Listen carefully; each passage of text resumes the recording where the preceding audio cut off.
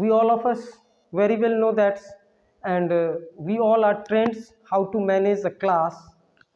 Especially this topics is essential for all those persons who are connected with the consult of academic systems, in which the involvement of the teachers, management, and the fourth grade staffs who also involved in the academic systems, they all of these have the important roles. That's how to achieve the goal of the learning enhance. So this topics is very essential for each and every persons. In the topics, the classroom managements and organizations, we are going to discuss on various topics related to this, like the managements and the organizations, what are the difference between them, what is the classroom disciplines. ऐसा हम कह सकते हैं कि जैसे किसी teaching aptitude में या किसी कोई फूड आइटम्स जैसे हम बनाते हैं, एग्जाम्पल में ले सकते हैं। तो फूड आइटम्स में क्या होता है कि इंग्रेडिएंट्स का इन्वॉल्व अलग अलग इंपॉर्टेंट रोल्स है। अलग अलग इंग्रेडिएंट्स मिलाने के बाद जो है उस फूड का जो है टेस्ट फ्लेवर्स अलग अलग आते हैं, और हर एक इंग्रेडिएंट्स की अपनी वैल्यू होती है। कौन सा चीज़ कितना मात्रा में कहाँ पर कितना डालना है, ये बहुत ज़रूरी है। इसी तरह से पूरे लर्निंग इन्हेंस के लिए टीचर्स का रोल क्या है, क्लासरूम को कैसे मैनेज किया जाएगा, ऑर्गेनाइज कैसे करें, उसमें डिसिप्लिन कैसे मेंटेन किया जाएगा, क्लासरूम का लेसन प्लान क्या है, सीटिंग अरेंजमेंट्स क्या हैं, ऐसे ढेर सारी बातें हैं जिन सभी चीज़ों पर हम लोगों को डिस्कस करने की ज़रूरत है। हालांकि हम सब ये चीज़ बहुत अच्छे से जानते हैं कि क्लासरूम को कैसे हैंडल करना है, बच्चों में लर्निंग इन्हेंस कैसे बेहतर हो सके, सब कैपेबल है। फिर भी कुछ स्पेशल क्राइटेरिया होते हैं, कुछ चीज़ ऐसे हैं जो सबके लिए सिमिलर है। टीचिंग्स में हम लोग अक्सर ये पाते हैं कि हर एक लोगों का, हर एक टीचर्स के, हर एक रिसोर्स पर्सन्स का कन्विंस करने का जो स्टाइल होता है वो अपना अपना होता है, इंडिविजुअल्स होते हैं। फिर भी कुछ ऐसी चीज़ें हैं जो सिमिलरिटी को रिप्रेजेंट कर रहा है। वो कौन से ऐसे सिमिलर कंटेंट्स हैं, कौन से टॉपिक्स हैं जिसको सबको फॉलो करना होता है उस लर्निंग को प्रॉपर वे में इन्हेंस होने के लिए। तो अलग अलग टॉपिक्स को हम लोग इस सेशंस के थ्रू समझने का कोशिश करेंगे। आप लोगों का भी ओपिनियंस लेने का कोशिश करेंगे कि क्या है ओपिनियन आप लोगों का, because you are also teachers and you know how to handle the situations in the class on the different issues. So you also share me the ideas, I am also sharing our experience, and we conclude about that what is the best way that we improve our teachings ideologies, we achieve the goal of the learning enhance. So first of all,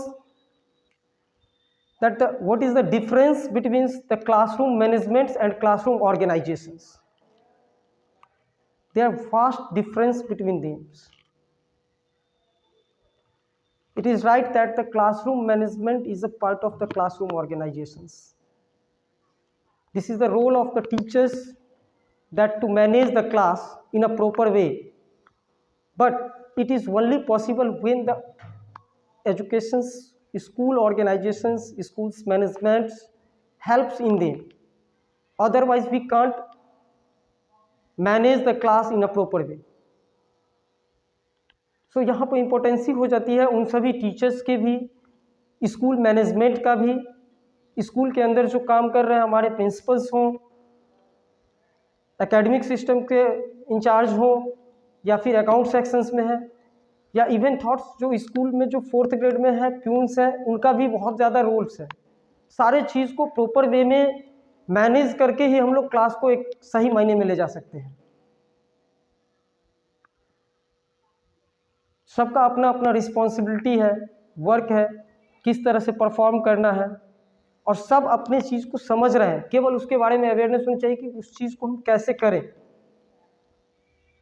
क्या उसमें कोई कमियां हैं तो उसको improve किया जा सकता है। आपस में टीचर्स के साथ जो है सो बैठ करके टीचर्स अपने में डिस्कस करके, क्योंकि कुछ बच्चे होते हैं जिनका कॉमन इश्यूज़ होते हैं, और इन इश्यूज़ को फेस करने के लिए सभी टीचर्स को हैंडल करना होता है, अलग अलग ढंग से करते हैं।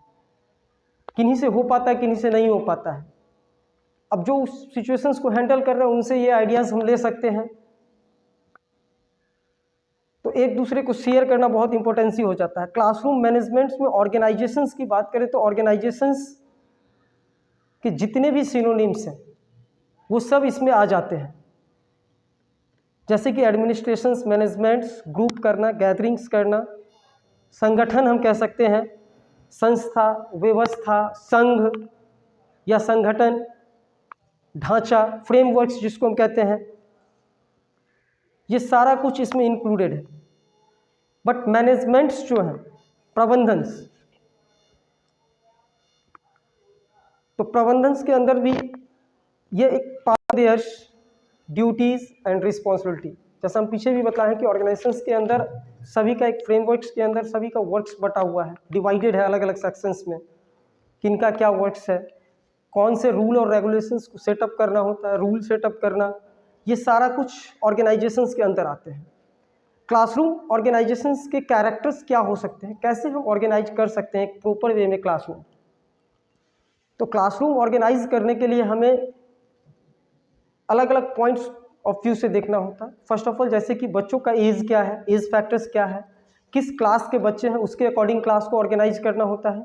छोटे बच्चों के लिए अलग ढंग से हमें ऑर्गेनाइज करना होता है, सीनियर सेक्शंस के बच्चों के लिए अलग ऑर्गेनाइज करना होता है। क्लासरूम में सीटिंग अरेंजमेंट उसके बच्चों के कंफर्टेबिलिटी के अकॉर्डिंग होना चाहिए। बच्चे का बिहेवियर्स कैसा है, बच्चे का कल्चर्स कैसा है, वहाँ का इन्वायरमेंट कैसा है। इन्वायरमेंट्स बहुत ज़्यादा इम्पैक्ट डालता है कि आप किस सोसाइटी में, कैसे जियोग्राफिकल्स कंडीशंस में, कौन सा जियोग्राफिकली वो कौन से जगह पर है, उसके अकॉर्डिंग क्लास को मैनेज करना होता है। जैसे हम लोग देखें कि विलेजेस एरियाज़ में जहाँ पर फैसिलिटीज़ नहीं है, अवेलेबल नहीं है, बच्चे नीचे में बैठ कर के भी पढ़ना पसंद करते हैं, वहाँ किसी को आउटफील नहीं होगा। लेकिन इंजीनियरिंग के बच्चे को या मेडिकल के बच्चे को कहीं नीचे में बैठा दिया जाए तो उसको अलग तरह का फील होने लगता है, डिस्ट्रैक्शंस बढ़ जाते हैं, वो वहाँ पर नॉलेज को इन्हेंस नहीं कर सकता है। उसके लिए हमें मैनेजमेंट में समझना होगा कि उसको सीटिंग का किस तरह से प्रॉपर वे मैनेजमेंट करे। क्लास का साइज क्या है, according to the class size भी हम लोग क्लास को ऑर्गेनाइज करते हैं। अब यदि हमारे पास नंबर ऑफ स्टूडेंट्स ज़्यादा हैं, क्लास स्मॉल है, तो उसको उसी ढंग से ऑर्गेनाइज करवा करके हमें क्लास को हैंडल करना होता है। क्लास का ड्यूरेशंस क्या है, टाइम कितना हमारे पास है। एग्ज़ाम के ड्यूरेशंस में हम लोग क्लास जब लेते हैं बच्चों का तो उस समय टाइम्स कम है, टॉपिक्स ज़्यादा कवर करना है, कितने टॉपिक्स को कवर करना है। यदि हमारे पास वास्ट टाइम है, टाइम की लिमिटेशंस नहीं है, तो वहाँ पर हम लोग चाहते हैं कि क्लास में बच्चे को उन सभी टॉपिक्स से अवेयर्स करवाएं। तो इन सभी चीज़ों के लिए इम्प्लीमेंट्स को रखना होता है, अलग अलग तरह की चीज़ की ज़रूरत होती है। अब क्लास लंबा हैंडल कीजिएगा, उसमें एक्सपेरिमेंट करके दिखलाइएगा। साइंस वाले टीचर्स, कोई मैथ्स के टीचर्स हैं तो मैथ्स में जो है सो अलग अलग चीज़ को, एक्टिविटीज़ को करके दिखलाना। हम यदि सॉइल के बारे में बच्चों को पढ़ा रहे हैं तो सॉइल की फर्टिलिटी के बारे में क्लास में हमें केवल टॉपिक, कंटेंट, क्वेश्चन आंसर्स का भी करवाते हैं टाइम ऑफ ड्यूरेशंस को देखते हुए। कभी कभी ऐसा होता है कि बच्चे को प्लेग्राउंड में ले जा करके उस सॉइल के बारे में, उसकी क्वालिटी को दिखा करके, विजुअलाइज करके उसके डिफरेंस को समझाते हैं। तो ये डिपेंड करता है कि हम क्लास को जो ऑर्गेनाइज कर रहे हैं उसके लिए टाइम हमारे पास कितना है, कैसा इन्वायरमेंट्स है, बच्चे किस क्लास के हैं, उसका फिनेंशियल कंडीशंस क्या है, ये बहुत ज़्यादा मायने रखता है। रिच पर्सन्स जो है, जो जिनके पास पैसे हैं, उनके लिए बच्चे को क्लास ऑर्गेनाइज करने वक्त में वहाँ पर स्कूल मैनेजमेंट्स के पास यदि कैपेसिटी है तो उस ढंग से मैनेज किया जाता है। यदि हमारे पास रिसोर्सेज, फिनांस रिसोर्स नहीं है तो हम उसमें कंप्रोमाइज़ करके किसी तरह से बच्चे को, लेकिन लर्निंग इन्हेंस करवाना सब चाहते हैं, किसी भी कंडीशंस में चाहते हैं।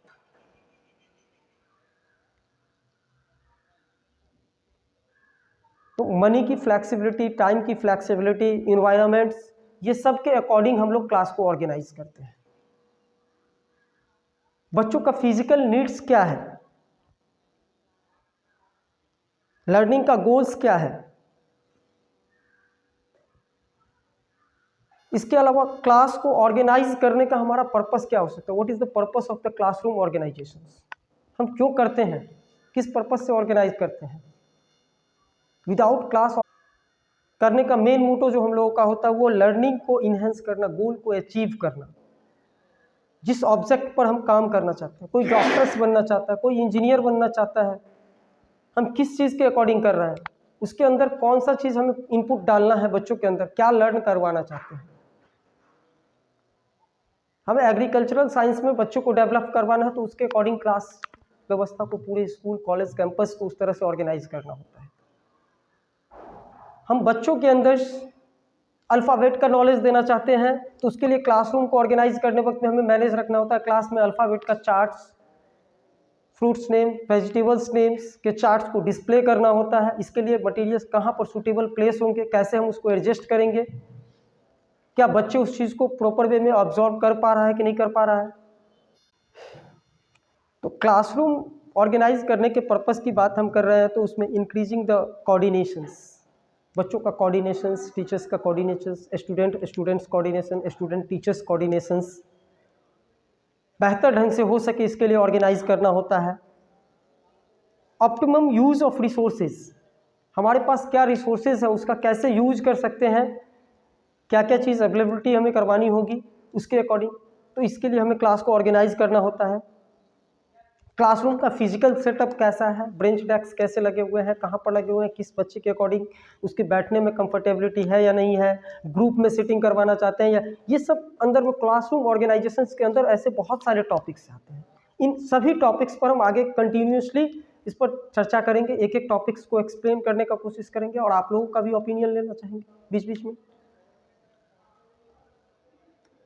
प्रॉपर ऑर्गेनाइज करना, अपने अपने क्लासरूम को प्रॉपर वे में ऑर्गेनाइज करना एक बहुत ही क्रिटिकल टास्क है। This is not a simple task. So next हम लोग इसमें देखते हैं क्लासरूम ऑर्गेनाइजेशंस के अंदर ही सबसे इम्पोर्टेंट जो आता है एक टास्क कि सीटिंग अरेंजमेंट हमारा कैसा हो, किस तरह से क्लासरूम को में बच्चों के बैठने के लिए टीचर्स का कोऑर्डिनेशंस बना रहे, इसके लिए सिटिंग अरेंजमेंट किस तरह से करें।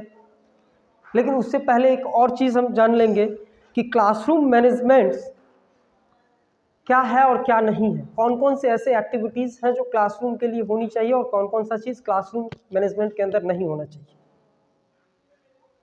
तो classroom management is a effective disciplines, इसमें डिसिप्लिन भी आता है। डिसिप्लिन कैसे मेंटेन हो, इफेक्टिव डिसिप्लिन हर टीचर्स अपने क्लास में मैनेज करके रखना चाहते हैं, उनका इम्पैक्ट उस पर रहे, बच्चों पर रहे, बच्चों का कंट्रोल्स बना रहे, हम जो टॉपिक्स बच्चों को शेयर देना चाहते हैं वो बच्चे अच्छे से ले सके, उसके लिए डिसिप्लिन का होना बहुत इंपॉर्टेंट हो जाता है। क्लास के लिए हमें पहले से प्रिपेयर्ड होना होता है, मटेरियल्स तैयार करना होता है, कौन से टॉपिक्स पर हम करेंगे, लेसन प्लान करते हैं, स्टूडेंट्स को मोटिवेट करते हैं कि उसका भी कंसंट्रेशन क्लास में बना रहे। ये सब क्लासरूम मैनेजमेंट्स का ही पार्ट्स है। हमें बच्चों को मोटिवेट करना होगा, टॉपिक जो चीज़ हम पढ़ाना चाहते हैं उसके लिए क्या वो मोटिवेटेड है या नहीं है, इन चीज़ों के ओपिनियंस को जानना, यदि नहीं है तो वो कैसे मोटिवेट होंगे, इस चीज़ की रिस्पॉन्सिबिलिटी भी हम टीचरों पर ही होती है।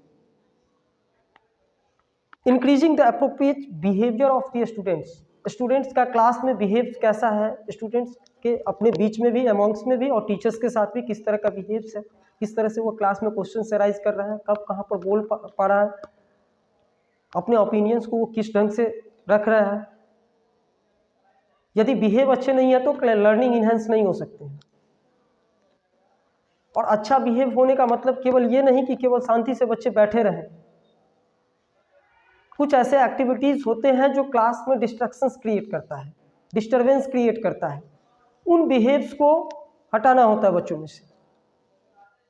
बच्चों का बिहेव भी अलग अलग तरह से, बिहेवियर प्रॉब्लम्स जो है कुछ बच्चों में ऐसे होते हैं जिसको पनिशमेंट के थ्रू हम उसके बिहेव्स को इम्प्रूव कर सकते हैं। कुछ कंडीशंस में बच्चों पर कुछ रूल और रेगुलेशंस, हम क्लास के कुछ रूल्स को सेटअप करके बच्चों के बिहेव्स को कंट्रोल कर सकते हैं। लेकिन कुछ ऐसे बिहेव्स होते हैं जो बच्चों में हेरिडिटरी आते हैं, उसको हम ऐसे उसको पनिशमेंट के थ्रू, रूल या रेगुलेशंस के थ्रू उसको नहीं बदल सकते हैं, हमें पेरेंट्स से भी कंसल्ट लेना होता है, उसके बाकी के लाइफ स्टाइल्स को भी जानना होता है। इसके अलावा क्लासरूम मैनेजमेंट में कोई ऐसा ऑर्डिनरी क्रिएशंस नहीं करेंगे जो क्लासरूम को डिस्ट्रॉयड कर दे। पूरा क्लासरूम्स का प्लानिंग्स डिस्टरबेंस क्रिएट हो जाए, कभी अचानक कोई साउंड बजा दिए बगल कैंपस में, वो डिस्टरबेंस क्रिएट करता है। इन सभी चीज़ों को प्रॉपर वे में लीड करना होता है।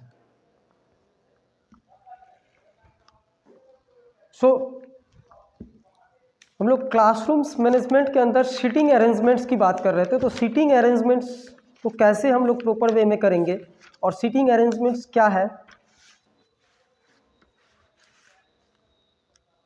तो क्लासरूम सीटिंग अरेंजमेंट्स हम लोग अलग अलग पर्पज से करते हैं। इसके लिए क्लासरूम में several considerations must be taken into the account. हमें बहुत चीज़ों पर ध्यान रखना होता है, जैसे कि कंटेंट टू बी थॉट्स, कौन सा कंटेंट है, किस कंटेंट पर काम कर रहे हैं। टीचर्स की साइकोलॉजिकली कॉन्सेप्ट कैसा है। लर्नर्स हमारे पास किस तरह के हैं, छोटे बच्चे हैं या हायर एजुकेशंस के बच्चे हैं, टॉपिक्स क्या है। इन सब के अकॉर्डिंग, इन सब चीज़ों को देखते हुए हमें क्लासरूम को के सीटिंग अरेंजमेंट्स को देखना होता है। हमें किस तरह के लर्निंग को इन्हेंस करना है। लर्निंग में भी डिफरेंट टॉपिक्स होते हैं। हमें कोई चीज़ प्रेजेंटेशंस करना है, कोई चीज़ टीचर्स को किसी टॉपिक्स के बारे में बतलाना है। कभी कभी क्या होता है, क्लास में हम किसी टॉपिक्स को बच्चों के साथ डिस्कशंस करते हैं। डिस्कशंस करके भी लर्निंग इन्हेंस किया जाता है। बच्चों के बीच में ग्रुप डिस्कशंस करवाते हैं, तो ग्रुप डिस्कशंस के ड्यूरिंग्स अलग ढंग से सीटिंग अरेंजमेंट्स करना होगा। किसी प्रेजेंटेशन को रिप्रेजेंट करने के लिए उन सभी बच्चों को प्रॉपर वे में विजुअलाइज हो पाए, इसके लिए अलग ढंग से सीटिंग को अरेंज करना होगा। क्लासरूम का स्पेस कैसा है, क्लासरूम में नंबर ऑफ स्टूडेंट्स कितने हैं, इन सब चीज़ों को देख करके हम सीटिंग अरेंजमेंट को, बच्चों का सोसाइटी कैसा है, किस सोसाइटी से बच्चे आते हैं, उसके अकॉर्डिंग उसका सीटिंग अरेंजमेंट्स को देखना होता है। हमारा वहाँ का एटमॉस्फेरिक कंडीशंस क्या है। समर सीजन्स में हम लोग देखते हैं या विंटर सीजन्स में क्लासरूम में सीटिंग अरेंजमेंट्स के लिए प्रॉपर वे में, ताकि बच्चों के बीच में जो है सो टेम्परेचर्स का भी अलग अलग मैनेज करना होता है। सो द सीटिंग अरेंजमेंट का पर्पस क्या है, what is the purpose of seating arrangements. The purpose of the seating arrangement is the clear instructions in the class. हम जो बच्चों को इंस्ट्रक्शंस दे रहे हैं, लर्नर्स को जो इंस्ट्रक्शंस देंगे, वो इंस्ट्रक्शंस उन लर्नर्स के पास प्रॉपर वे में पहुंच सके, इसके अकॉर्डिंग सीटिंग अरेंजमेंट करवाते हैं। सभी बच्चों का इंटरेक्शंस टीचर्स के साथ, रिसोर्स पर्सन्स के साथ हो पा रहा है कि नहीं हो पा रहा है। जिस चीज़ को हम रिप्रेजेंट करना चाहते हैं वो सभी बच्चों को विजुअलाइज हो पा रहा है कि नहीं हो पा रहा है। क्लास में डिस्ट्रैक्शंस कम हो, इसके लिए भी सीटिंग अरेंजमेंट करते हैं। अब क्लासरूम में ब्रेंच रो में लगाए हुए या सामने में डोर्स हैं, तो डोर के पास से लोग आ जा रहे हैं, तो उसमें क्या होता है, क्लास का डिस्टर्बेंस होते हैं, डिस्ट्रैक्शंस होता है। तो इसके लिए हम डोर्स को क्या करते हैं, कुछ टीचर्स को देखते हैं क्लास के डोर्स को क्लोज कर दिया जाता है। बच्चों का फेस इस हिसाब से मूव करवाया जाता है कि बाहर के विंडोज़ के तरफ नहीं जाए, उसका अट्रैक्शंस बना रहे क्लास में, बच्चों से कम्युनिकेट कर पाना इजी हो। कुछ टॉपिक्स हैं जिसमें केवल टीचर्स को देना है, बतलाना है, लेकिन कभी कभी कम्युनिकेट करना होता है बच्चों से, तो वहाँ तक बच्चों तक टीचर्स जा पाए, इसके लिए यू शेप में या राउंड शेप में बच्चों को बैठा देना। अलग अलग शेप में कौन कौन से शेप्स होते हैं अरेंजमेंट्स के, उन शेप पर भी हम लोग देखेंगे। इसके अलावा क्लासरूम का साइज क्या है, बच्चे कितने हैं, उसमें सबसे इम्पोर्टेंट कि बच्चे कम है और क्लास का साइज बड़ा है, तो स्पेस का प्रॉपर यूज करना। यदि क्लास खाली पूरा पड़ा हुआ है तो डिस्ट्रैक्शंस बढ़ते हैं इससे भी। So the types of the seating arrangement, इन सभी चीज़ों के अकॉर्डिंग सीटिंग अरेंजमेंट्स के कौन कौन से टाइप्स होंगे, तो पेयर्स होते हैं, प्रेजेंटेशंस होते हैं, ग्रिड होता है। ग्रिड में एक्चुअली में हम लोग तब करवाते हैं, ग्रिडिंग करवाना जो टेस्ट वगैरह के लिए, यू शेप में, डबल यू शेप में, हैरिंग पॉन्ड के शेप में, और जो सबसे ज़्यादा यूज में हम लोग लाते हैं वो है एक seating arrangement, row and column arrangements. ये क्लासरूम मैनेजमेंट्स जो है सो जनरली अक्सर दिखने को मिलते हैं। सर्कुलर अरेंजमेंट भी करवाते हैं। यू शेप अरेंजमेंट्स या फिर पेयर शेप अरेंजमेंट्स जो है, तो पेयर शेप अरेंजमेंट्स में क्या होते हैं, दो बच्चे को दो बच्चे का पेयर करवा देते हैं एक साथ। और इस तरह का टॉपिक अरेंजमेंट्स हम अक्सर जब क्लास में कोई टॉपिक्स पर बच्चों से वर्क्स करवाना होता है किसी प्रोजेक्ट पर इंडिविजुअल्स, तो दो बच्चे मिल करके किसी प्रोजेक्ट को कंप्लीट कर सकता है। हम उसको इंस्ट्रक्शंस प्रॉपर वे में उस ग्रुप को दे सकते हैं। टाइम का मार्जिन, इंडिविजुअल यदि बैठाते हैं तो एक एक को बतलाना पड़ेगा। 4-5 बच्चे का ग्रुपिंग कर देते हैं, अलग अलग 4-4 बच्चे का, 2-2 बच्चे का ग्रुपिंग्स, तो उन ग्रुपों में उनको प्रोजेक्ट दे दिया जाता है और प्रोजेक्ट को कैसे कर पा रहा है उन तक जा करके टीचर्स उसको गाइड कर पाते हैं। अलग अलग ग्रुप की क्या रिक्वायरमेंट्स हैं। तो पेयर अरेंजमेंट, प्रेजेंटेशंस, हम लोग जब कोई टॉपिक्स रिप्रेजेंट टीचर्स को फोकस पूरा, इसमें टीचर्स को जब कंप्लीटली कन्विंस करना होता है, बच्चों को पूरा टीचर्स का ही प्रॉपर रोल होता है, उसमें बच्चों का इन्वॉल्वमेंट केवल लर्नर्स क्या करेंगे, लर्न करेंगे। तो ऐसे में टीचर्स क्या इंस्ट्रक्शंस दे रहे हैं, क्या रिप्रेजेंट करना चाहते हैं, वो चीज़ सभी को विजुअलाइज हो पाए, उसके अकॉर्डिंग हम बच्चों का अरेंजमेंट, सीटिंग अरेंजमेंट करवाते हैं ताकि वहाँ से वो प्रॉपर वे में देख सके, विजुअलाइज कर सके उस चीज़ को, इंस्ट्रक्शंस को कैच कर सके। टीचर्स के द्वारा जो इंस्ट्रक्शंस दिया जा रहा है या जो प्रेजेंटेशंस दिखलाया जा रहा है वो बच्चों तक विजुअलाइज हो सके। ग्रिड शेप का यूज करते हैं ग्रिड शेप टेस्ट के रूप में, जब बच्चों का हमें टेस्ट लेना होता है या कभी कभी मैथ्स के क्लास में हम देखने को मिलता है कि दो बच्चे का ग्रुपिंग उस समय भी करवा देते हैं।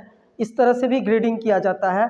और उस ग्रिड में क्या होता है जनरली कि एक पूरा रो और कॉलम्स होते हैं जिसमें सभी बच्चों के बीच में एक इक्वल डिस्टेंस को मेंटेन किया जाता है, या ग्रुप वाले दो बच्चों के ग्रुप में इक्वल डिस्टेंस को मैनेज करते हैं ताकि वो एक दूसरे से चीटिंग कर सकते हैं। यू शेप का यूज हम लोग क्लास में करते हैं किसी चीज़ को रिप्रेजेंट करना, सभी बच्चों के साथ जब कम्युनिकेट करना होता है, कुछ टॉपिक्स पर डिस्कस करना होता है, खास करके जैसे कोई ट्रेनिंग पर्पज से हम लोग रहते हैं, तो उस सब में भी यू शेप में जो रिसोर्स पर्सन्स होते हैं सेंटर में, या टीचर्स जो होते हैं वो सेंटर्स में रहते हैं इन फ्रंट शेप में, और इस तरह से चारों तरफ फैला हुआ रहता है और उस सभी का इंट्रैक्शंस उस रिसोर्स या टीचर्स के साथ बना हुआ रहे उस टॉपिक्स के लिए जो कंटेंट्स वो देना चाह रहे हैं, शेयर करना चाह रहे हैं, और सभी लर्नर्स और रिसोर्स पर्सन्स या टीचर्स आपस में डिस्कस कर सके उस टॉपिक पर, ओपिनियन सबका ले सके। लेकिन यू शेप में प्रॉब्लम्स है कि क्लास का साइज बड़ा चाहिए, साथ में यदि बच्चों का नंबर्स ऑफ स्टूडेंट्स यदि ज़्यादा है तो यू शेप में हम एडजस्ट नहीं कर पाते हैं, तो कभी कभी डबल यू शेप भी करवा लेते हैं ताकि इंट्रैक्शंस और हम अपने लर्निंग इनहेंस को प्रॉपर वे में कर सकें। इसके अलावा सबसे ज़्यादा ट्रेडिशंस में हमारा रो एंड कॉलम्स हैं, जो जनरली हम लोग सभी टीचर्स और maximum school management organisations general class जो हैंडल करते हैं उसमें रो या कॉलम शेप्स का यूज करते हैं। इन रो और कॉलम शेप्स के क्या क्या बेनिफिट्स हैं, क्या क्या मेरिट्स हैं, डिमेरिट्स हैं, इन सभी चीज़ों को देखना होगा। किस केस में हम रो और कॉलम में अरेंजमेंट के थ्रू बच्चे को सिटिंग अरेंज करके हम क्लास नहीं टैकल कर सकते हैं, और किस कंडीशंस में हमारे लिए बेहतर होगा, बेस्ट वे होगा। So the most common classroom arrangements हम लोग क्या देखे हैं, रो एंड कॉलम्स में। Complement class structures that revolves around teachers based instructions and presentations. Row and column shapes classroom arrangements में जो लर्निंग इनहेंस होता है वो टीचर्स बेस्ड इंस्ट्रक्शंस होता है। इसमें कंप्लीटली टीचर्स इंस्ट्रक्शंस देते हैं या टॉपिक्स के बारे में रिप्रेजेंट करते हैं। उनका जो प्रेजेंटेशन होगा सारा टीचर्स पर डिपेंड होता है, वो टॉपिक्स को किस तरह से रिप्रेजेंट कर पा रहे हैं। इसके अलावा students are more focus on course works. जब हम लोग रो कॉलम में मैनेज करके क्लास लेते हैं तो हमारा सिलेबस टारगेट पूरा करना, क्लास का सिलेबस टॉपिक्स क्या है, उस पर बच्चों का फोकस पूरा हो पा रहा है कि नहीं हो पा रहा है। इसके अलावा can be used with any class size. Row shape का यूज हम लोग किसी भी क्लास साइज के लिए कर सकते हैं रो और कॉलम्स में। नंबर ऑफ स्टूडेंट्स चाहे ज़्यादा हो, क्लास का साइज स्मॉल हो, बिग हो, इन सभी चीज़ में हम लोग हैंडल कर सकते हैं इंस्ट्रक्शंस देने के लिए। हम लोग इस चीज़ में प्रॉपर वे में बच्चों को चीटिंग से बचा नहीं सकते हैं, मिनिमाइज नहीं कर सकते हैं। चीटिंग होगा ही, बच्चों के बीच में चैटिंग भी करेंगे आपस में, रो कॉलम्स में थोड़ा बहुत डिस्ट्रैक्शंस होते हैं। Easier to understand to loss focus. बच्चे ऐसे केस में आसानी से अपने फोकस को क्या कर लेता है, हमारे तरफ से हटा लेते हैं, टीचर्स की तरफ उनका फोकस नहीं बन पाता है। तो बीच बीच में इस कंडीशंस में क्लासमेट लर्नर्स को या टीचर्स को उन चीज़ों पर भी ध्यान रखना है कि बच्चों का प्रॉपर फोकस बन पा रहा है कि नहीं, क्योंकि जब हम रो और कॉलम शेप में बच्चों को अरेंज करवाते हैं तो टीचर्स या जो रिसोर्स पर्सन होते हैं उनका इंटरेक्शन सभी से बना हुआ रहता है, बच्चों का भी बना हुआ है, लेकिन वो फोकस नहीं कर पाते हैं, आपस में फ्रेंड सर्कल में इन्वॉल्व हो जाते हैं, किसी दूसरे टॉपिक्स में इन्वॉल्व हो जाते हैं। तो उन चीज़ों को बार बार हमें अवेयर्स क्लास में करना होता है। ऐसे क्लास को लंबा ले जाना पॉसिबल नहीं है। 2 घंटा 3 घंटा तक का जो लर्निंग इन्हेंस करना हो एक नए लंबे सेशंस के लिए, हम नहीं इसको हैंडल कर सकते हैं। इस तरह के क्लास रो और कॉलम अरेंजमेंट्स में बच्चों का जो फोकस बना हुआ रहता है वो 15 से 20 मिनट, 10 मिनट 15 मिनट के बाद डिस्ट्रैक्शंस होते ही हैं। इन चीज़ों को बार बार हमें फोकस करना होता है। इसके अलावा difficult to teachers to move from students to student. जब रो और कॉलम में अरेंज करके बैठाते हैं तो हम हर एक बच्चों तक इंडिविजुअली टीचर्स वहाँ नहीं पहुँच सकते हैं, लेकिन अपने टॉपिक्स को पूरा कर सकते हैं, कंटेंट सिलेबस को टाइम पर टैकल कर सकते हैं, उनका जो लर्निंग इनहेंस का जो फॉर्मेट है, जो स्ट्रक्चर्स है, वो प्रॉपर वे में कंप्लीट हो सकता है। Stop sir.